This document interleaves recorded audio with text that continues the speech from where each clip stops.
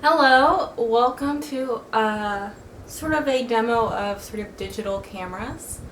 We're here in my studio, which is where I make my photographs, I store my art, express my creativity, and now I'm sewing, so there's a lot of quilting stuff around. We'll do a tour later. So I want to talk a little bit about your camera and your camera materials and all that fun stuff. So we're just going to go over what I have in my camera bag or my excess materials, which might help you understand how to use your camera a little better.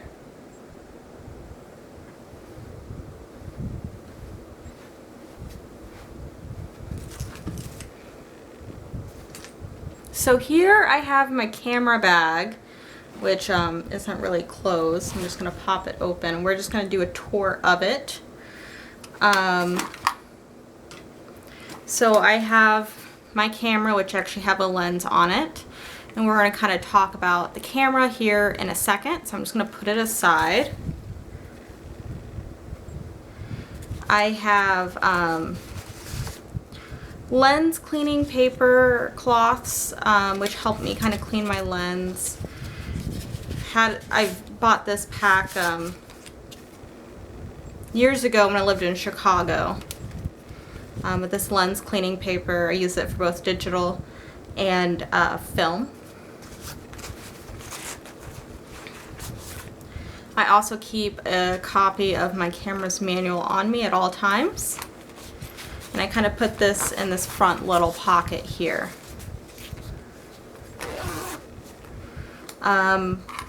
In my camera bag, I have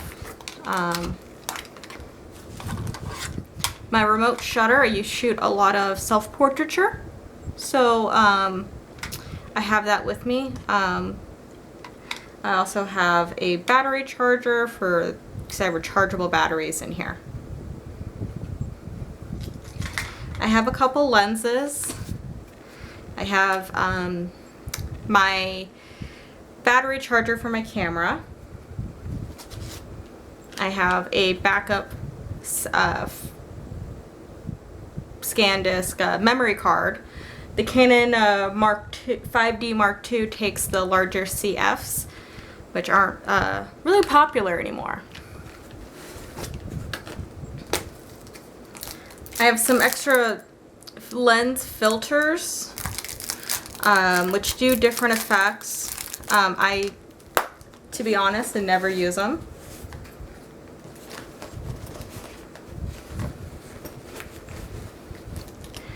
And I have a cord that's very nicely put together.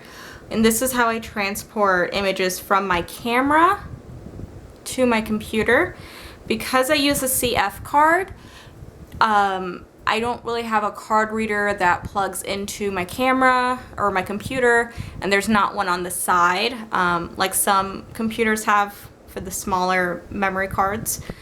So I use this to transport. I'll just kind of put this back in here. Alright, so let's look at some of the other materials that I may have. And we're using a ironing board to help put stuff on. So this is a little bit more for film, but this is how I can get accurate exposure. It's sort of a flash meter, a handheld meter. I can use this to get accurate metering based on the scene that I'm in. This is more helpful for film.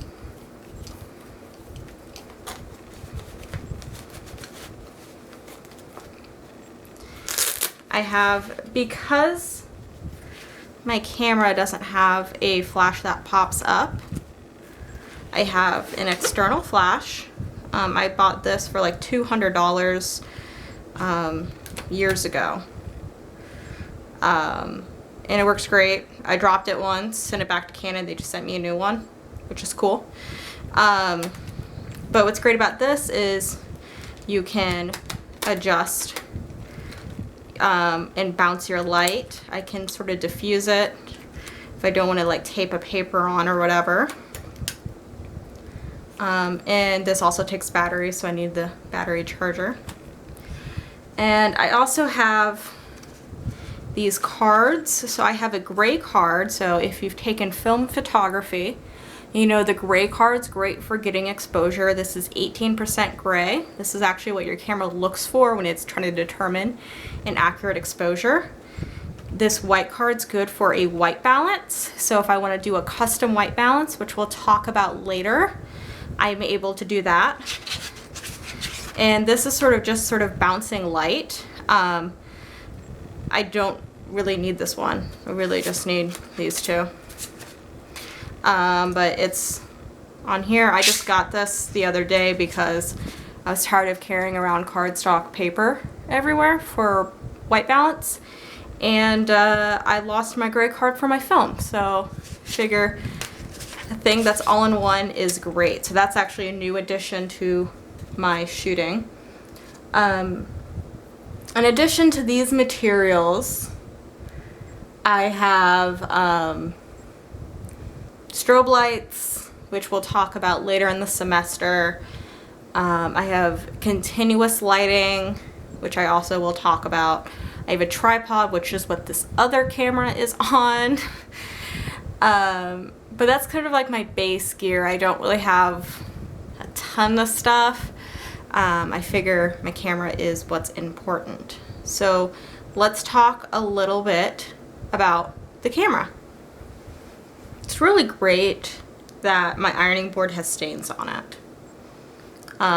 So what I have is I have my camera body, and I have my camera lens, and I can attach it, and we'll look at that in a moment. But on the back of my camera, and your camera will be different if you don't have this specific camera make, but I have an on and off switch. Some cameras have them up here or over here. But mine is here. And I'm actually, oh cool, my battery's dead. That's awesome. So let's wait to recharge this battery, which you should always make sure your battery is recharged. So we'll see you when this battery is charged. All right, so we're back with a charged camera battery. So we can show you the next steps. So the first thing I want to point out is before you go out shooting, make sure your battery is charged. Batteries have given me a bummer for the camera that I'm shooting with, the video with, and then this. So always make sure your camera battery is charged or has juice in it. So this switch here, we're just gonna turn it on,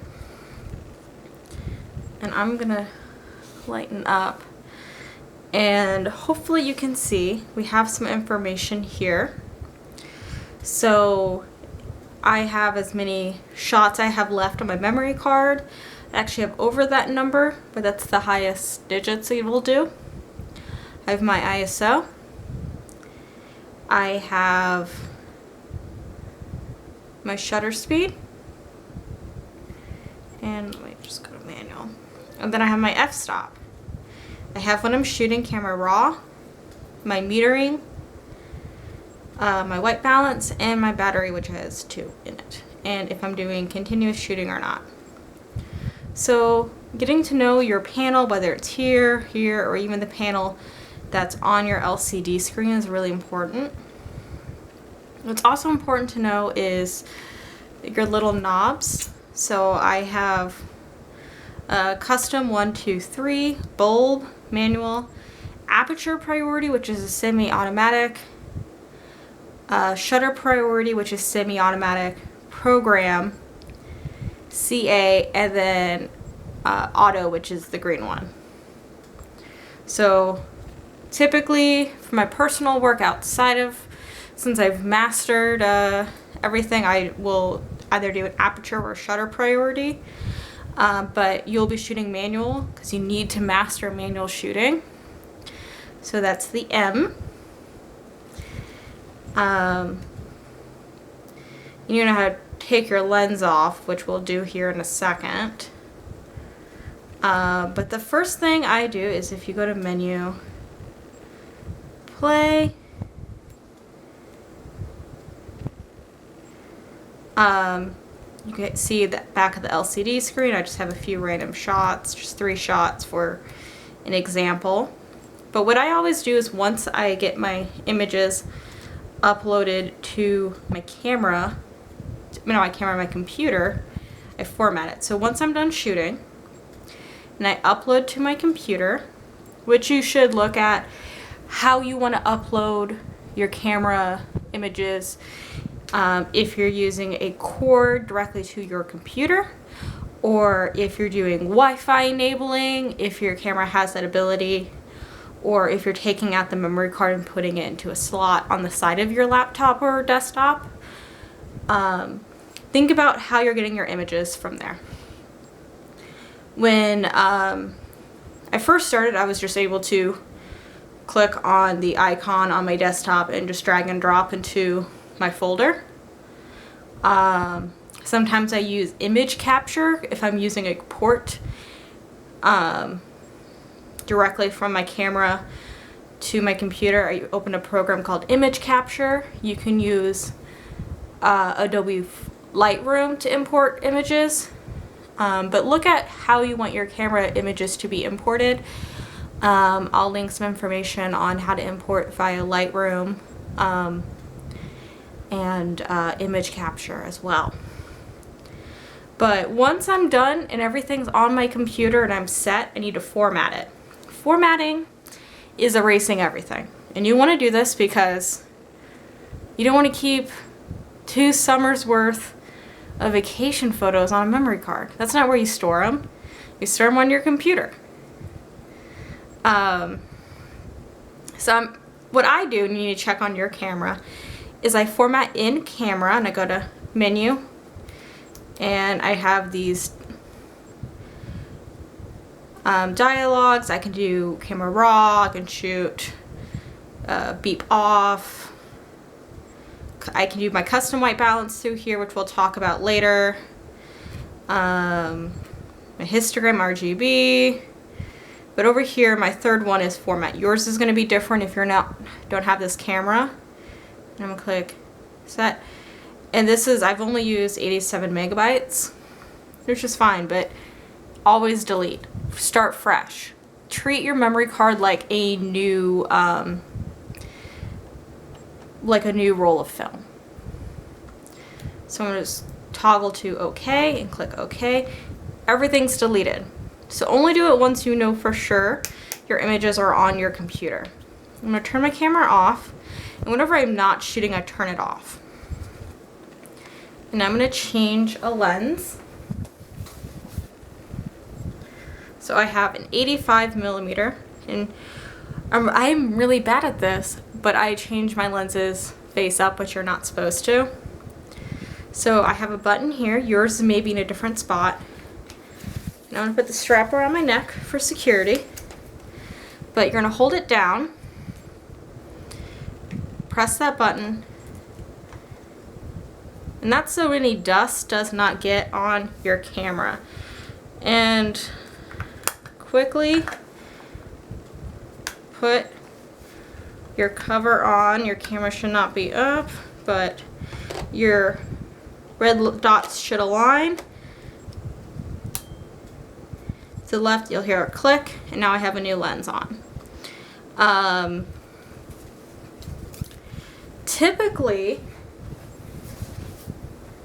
I don't store my camera body, which is the camera without the lens, in my bag without a lens. So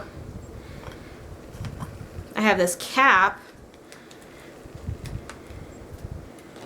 which goes towards the lens, and this one goes to the body. You want to do it nice and quick, not in sandy or windy conditions. You don't want dust in your sensor because you're going to get weird dots.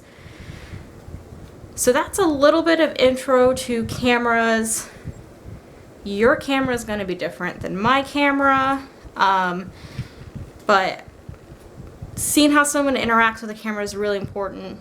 Watch some YouTubes on your specific camera make and model so that you know how to edit, process it, use it, get real comfortable with it, change all your settings up, but so you can get comfortable with it. So play around with your camera, shoot some random shots, and have fun. I'll see you later.